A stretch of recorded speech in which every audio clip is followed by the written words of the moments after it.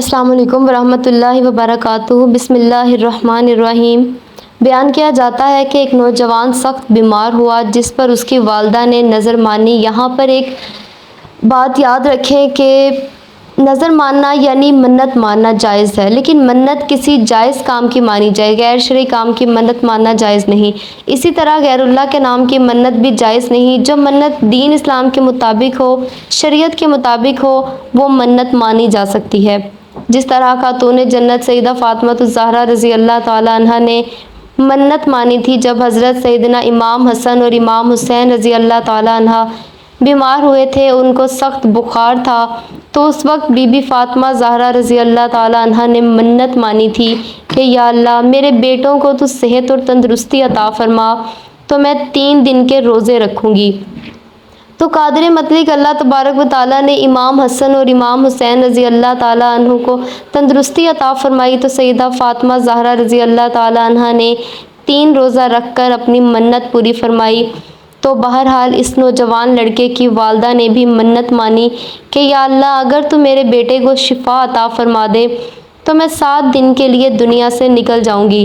چنانچہ شافی مطلق نے مریض کو شفا عطا فرما دی، مگر وہ عورت اپنی نظر پوری نہ کر سکی۔ اس کے بعد اس عورت نے خواب دیکھا کہ کوئی بزرگ فرما رہے ہیں، اے خدا کی بندی تو اپنی نظر پوری کر کے خدا کی باز پٹ سے محفوظ رہ سکے۔ یاد رکھیں جب کسی چیز کی منت مانی جاتی ہے تو جب وہ کام ہو جائے تو منت کا پورا کرنا شرعی طور پر واجب ہوتا ہے۔ جو منت کو پورا نہیں کرتا وہ شرعی طور پر مجرم ہے اور گنہگار ہے۔ حضرت ام سلمہ رضی اللہ عنہا فرماتی ہیں جب قرآن کریم کی یہ آیت نازل ہوئی تو انصار کی خواتین اپنے گھروں سے اس طرح نکلیں کہ گویا ان کے سر اس طرح بے حرکت تھے جیسے ان کے سروں پر پرندے بیٹھے ہوں، اور ان کے اوپر کالا کپڑا تھا جس کو وہ پہنی ہوئی تھیں۔ ام المومنین حضرت عائشہ صدیقہ رضی اللہ تعالی عنہا روایت فرماتی ہیں ہم رسول اللہ صلی اللہ علیہ وسلم کے ساتھ سفر حج میں حالت احرام میں تھیں۔ جب ہمارے پاس سے کوئی سوار گزرتا تو ہم اپنی چادروں کو اپنے سروں سے لٹکا کر چہرے کے سامنے کر لیتی، اور جب لوگ گزر جاتے تو ہم چہرے کھول لیتی۔ حضرت قیس بن شماس سے روایت ہے کہ اللہ صلی اللہ علیہ وسلم کی خدمت میں ایک عورت حاضر ہوئی، اس کا نام ام خلاد تھا اور اس کے چہرے پر نقاب پڑا ہوا تھا۔ یہ عورت اپنے بیٹے کے بارے میں دریافت کر رہی تھی جو جنگ میں شہید ہو گیا۔ اصحاب رسول اللہ صلی اللہ علیہ وسلم ہم میں سے کسی نے آپ کو نقاب میں دیکھ کر کہا اس وقت بھی آپ نے نقاب ڈال رکھا ہے؟ آپ نے جواباً فرمایا میں نے بیٹا ضرور کھویا ہے، حیا نہیں کھوئی۔ حضور صلی اللہ علیہ وسلم کو ایک دن کسی نے خبر دی آ کر حضرت علی رضی اللہ تعالیٰ عنہ کے بارے میں ابو جہل کی بیٹی مسلمان ہو گئی تھی اور مدینہ منورہ ہجرت کر کے آ گئی تھی۔ مسلمان نوجوان لڑکی تھی۔ خبر مشہور ہوئی کہ حضرت علی علیہ السلام اس سے نکاح کرنا چاہتے ہیں۔ حضرت فاطمہ الزہرا رضی اللہ تعالیٰ عنہ تک بات پہنچی تو پریشان ہوئی۔ فطری بات ہے عورت پریشان ہوتی ہے، اور پھر ابو جہل کی بیٹی، ان دونوں نے وہ دور اکٹھے دیکھا تھا، 12-13 سال کا اذیت کا دور۔ وہ اجڑی حضور صلی اللہ علیہ وسلم پر ڈالی گئی تھی، حضرت فاطمہ الزہرا رضی اللہ تعالیٰ عنہ نے آ کر ہٹائی تھی۔ تو خیال ہوا کہ میرا گزارا نہیں ہوگا ابو جہل کی بیٹی کے ساتھ۔ پچھلی باتیں یاد آ گئیں، خواہ آپس میں تو جا کر حضور صلی اللہ علیہ وسلم سے کہا یہ پتہ چلا ہے کہ ابو جہل کی بیٹی آئی ہے، حضرت علی رضی اللہ تعالیٰ عنہ اس سے شادی کرنا چاہتے ہیں، تو آپ کوئی بیٹیوں کا خیال بھی کیا کرتے ہیں کہ نہیں؟ بیٹی باپ سے کہہ رہی ہے۔ تو حضور صلی اللہ علیہ وسلم نے جا کر فرمایا کہ نہیں بھائی، نبی کی بیٹی اور ابو جہل کی بیٹی ایک گھر میں نہیں آئیں گی۔ بخاری شریف کی روایت ہے حضور صلی اللہ علیہ وسلم بیمار ہیں، بیٹی پتہ لینے آئی ہے۔ اس وقت تک باقی تینوں فوت ہو چکی تھیں۔ حضور صلی اللہ علیہ وسلم کی وفات کے بعد تک باقی تینوں فوت ہو چکی تھیں۔ حضور صلی اللہ علیہ وسلم کی وفات کے وقت ایک ہی بیٹی زندہ تھی، وہ بھی 6 مہینے رہیں۔ بعد میں حضرت فاطمہ الزہرا رضی اللہ تعالیٰ عنہ بیٹی ابا جی کا حال پوچھنے آئی ہیں۔ حضور اٹھ کر بیٹھ گئے، سر پر ہاتھ پھیرا، بٹھایا پاس، جیسے باپ بیٹیوں کو بٹھاتے ہیں۔ بیٹھے بیٹھے ام المومنین حضرت عائشہ صدیقہ رضی اللہ تعالیٰ عنہ کہتی ہیں کہ حضور صلی اللہ علیہ وسلم نے فاطمہ الزہرا رضی اللہ تعالیٰ عنہ کے کان میں کوئی بات کہی تو فاطمہ الزہرا رضی اللہ تعالیٰ عنہ رونے لگ گئیں۔ تھوڑی دیر کے بعد پھر حضور صلی اللہ علیہ وسلم نے قریب کر کے کان میں بات کہی تو خوش ہو گئیں۔ جب وہاں سے فارغ ہوئیں تو میں نے الگ بلا کر پوچھا، بیٹا حضور صلی اللہ علیہ وسلم کیا کہہ رہے تھے؟ انہوں نے کہا، اماں جی، ابا جی نے کان میں کہا تھا جو بات کان میں کی جائے وہ کیا ہوتی ہے؟ راز ہوتی ہے۔ حضور صلی اللہ علیہ وسلم کی وفات کے بعد کافی دن گزر گئے تو ام المومنین حضرت عائشہ صدیقہ رضی اللہ تعالیٰ عنہ نے حضرت فاطمہ الزہرا رضی اللہ تعالیٰ عنہ کو پھر بلایا۔ میں تمہیں ماں ہونے کا واسطہ دیتی ہوں، بتاؤ حضور صلی اللہ علیہ وسلم نے کیا کہا تھا؟ کہا، ہاں اب بتاتی ہوں آپ کو۔ حضور صلی اللہ علیہ وسلم نے مجھے کان میں کہا تھا کہ فاطمہ، میں شاید ایک آدھ دن اسی بیماری میں جا رہا ہوں۔ بیٹی کو باپ کی وفات کی اطلاع ملے تو بیٹی کیا کرے گی؟ تھوڑی دیر کے بعد حضور صلی اللہ علیہ وسلم نے دیکھا کہ پریشان ہو رہی ہے زیادہ، تو کان میں کہا کہ بیٹی، میرے بعد سب سے پہلے تم میرے پاس آؤ گی، تو خوش ہو گئی۔ حضور صلی اللہ علیہ وسلم نے اپنی وفات کی خبر دی ہے تو بیٹی رونے لگ گئی ہے، اور بیٹی کو اس کی وفات کی خبر دی ہے تو وہ خوش ہو گئی ہے۔ یہ باپ بیٹی کا معاملہ تھا۔ ایک دفعہ حضرت سیدنا علی المرتضیٰ رضی اللہ تعالیٰ عنہ اپنے گھر آتے ہیں، گھر کے اندر داخل ہوتے ہیں اور کہتے ہیں، اے فاطمہ الزہرا رضی اللہ تعالیٰ عنہ، مجھے لگتا ہے آج ابا حضور صلی اللہ علیہ وسلم آئے ہیں، یعنی کہ آج میرے نبی آئے ہیں۔ سیدہ فاطمہ رضی اللہ تعالیٰ عنہ کہتی ہیں، اے علی علیہ السلام، آپ کو کیسے پتہ چلا کہ ہمارے گھر حضور صلی اللہ علیہ وسلم آئے ہیں؟ کہا، میرا گھر جنت کی خوشبو سے ایسے ہی تو نہیں مہک رہا، اس کے مہکنے کی کوئی وجہ ہے۔ میرے گھر سے نبوت کی خوشبو آ رہی ہے، مجھے تو یہی لگتا ہے کہ میرے نبی آئے ہیں۔ سیدہ فاطمہ الزہرا رضی اللہ تعالیٰ عنہ نے کہا، جی ہاں بابا جان کمرے کے اندر بیٹھے ہیں۔ پوچھا، حضور صلی اللہ علیہ وسلم کا میرے گھر کیسے آنا ہوا؟ تو سیدہ فاطمہ الزہرا رضی اللہ تعالیٰ عنہ کہتی ہیں، میرے بابا مجھے لینے آئے ہیں۔ حضرت علی رضی اللہ تعالیٰ عنہ نے پوچھا، تو پھر فاطمہ آپ اپنے بابا کے ساتھ گئی کیوں نہیں ابھی تک؟ کیوں بیٹھی ہو؟ فاطمہ بتاؤ تو صحیح، میرے حضور کو میرا انتظار کیوں کروایا، کیوں نہیں گئی؟ ناظرین، سیدہ فاطمہ الزہرا رضی اللہ تعالیٰ عنہ نے جو جواب دیا آج کی اسلام کی مقدس شہزادیوں کے لیے بہت بڑا سبق ہے۔ جب حضرت علی رضی اللہ تعالیٰ عنہ نے کہا کہ فاطمہ بتاؤ تو صحیح، آپ نے حضور صلی اللہ علیہ وسلم کو میرا انتظار کیوں کروایا، آپ گئی کیوں نہیں؟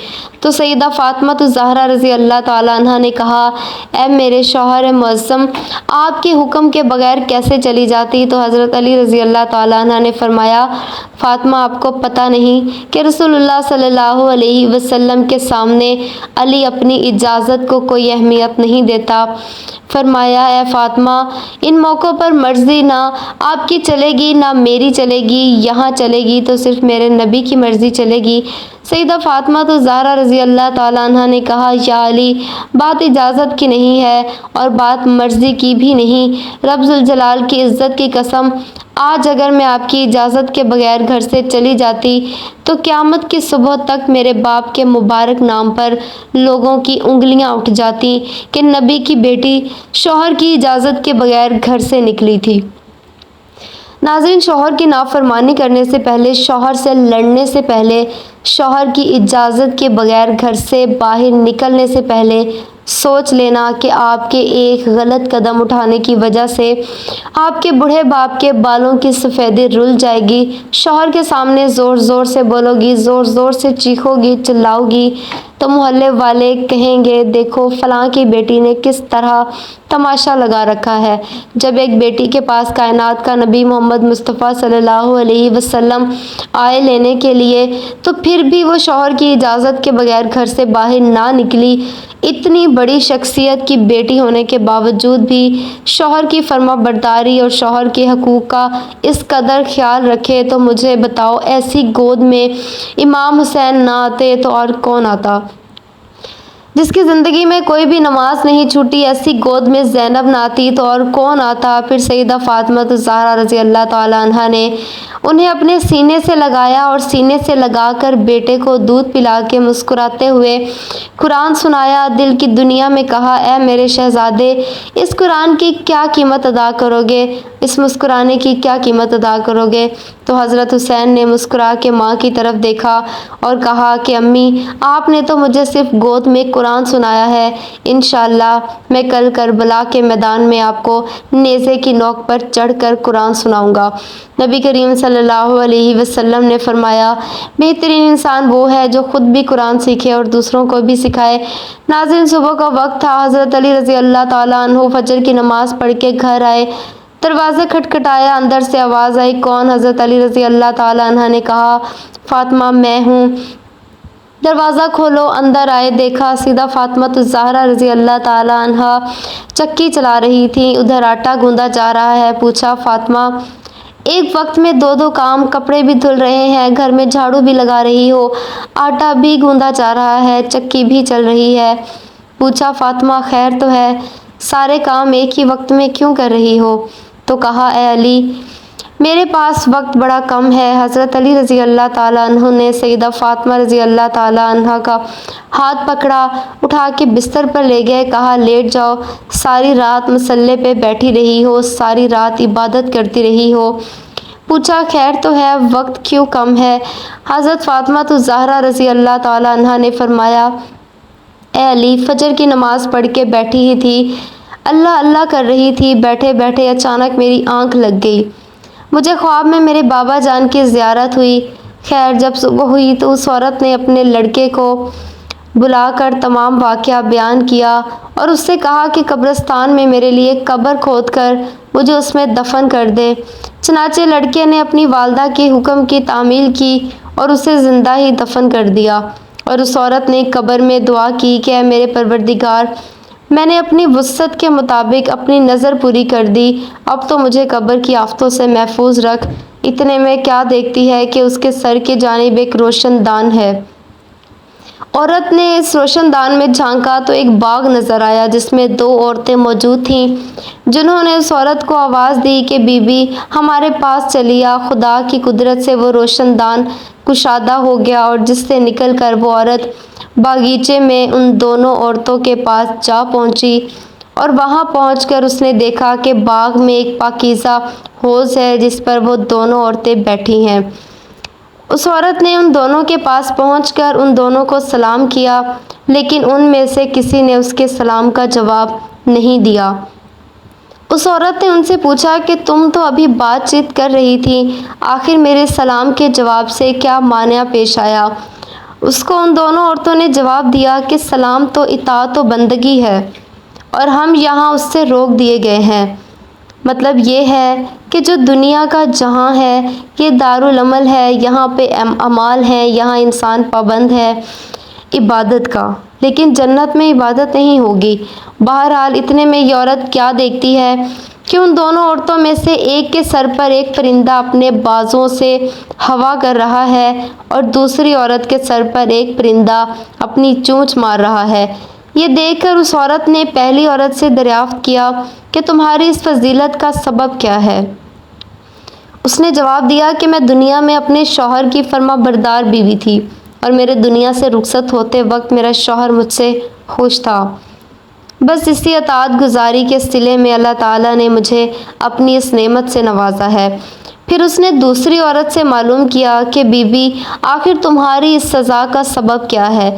تو اس نے بتایا کہ میں تھی تو نیک بخت مگر شوہر کی فرما بردار نہ تھی، اور میرے دنیا سے رخصت ہوتے وقت میرا شوہر مجھ سے ناخوش تھا، لہٰذا میری نیک بختی کا صلہ اللہ تعالیٰ نے مجھے یہ باغ عطا فرمایا، لیکن شوہر کی نافرمانی اور ناراضگی کے باعث میں اس عذاب میں مبتلا ہوں۔ لہٰذا میں تم سے درخواست کرتی ہوں کہ جب تم دنیا میں واپس جاؤ تو میرے شوہر سے میرے لیے سفارش کرنا، ممکن ہے کہ وہ مجھے معاف کر دے اور راضی ہو جائے۔ چنانچہ جب اس مدفونہ عورت پر 7 دن گزر چکے تو ان دونوں عورتوں نے اس کو بتایا کہ دیکھو اب تم اپنی قبر میں چلی جاؤ، کا آیا ہوا ہے۔ اس بات کو سن کر اس عورت نے اپنی قبر میں آ کر دیکھا تو معلوم ہوا کہ اس کا لڑکا قبر کھود رہا ہے۔ پھر جب وہ لڑکا اپنی والدہ کو لے کر گھر پہنچا تو خبر مشہور ہو گئی کہ فلاں عورت اپنی نظر پوری کر کے قبر سے نکل کر آئی ہے۔ اس خبر کو سن کر جوق در جوق لوگ اس کی ملاقات کو آنے لگے، جن میں اس عورت کا شوہر بھی تھا جس نے اس عورت سے اپنی سفارش کی درخواست کی تھی۔